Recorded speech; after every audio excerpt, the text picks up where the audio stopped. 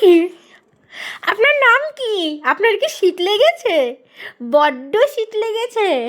উ কেন করো? শীত লাগে তো গানটি ধরো। আমরা ছোটোবেলায় এই পড়াটা আমাদের ছিল।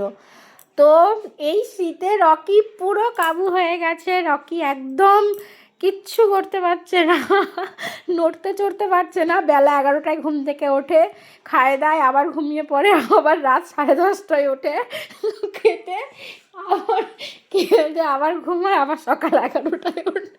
পুরো এরা নাকি বরফের দেশের কুকুর নাকি। আর এরা তো দেখছি শীতই সহ্য করতে পারে না। না টয়লেট করতে নামছে, না কিছু করতে, উল্টে টয়লেট করাতে নিয়ে জোর করে নিয়ে গেলে নাক কামড়াতে নাক রাগ দেখাচ্ছে।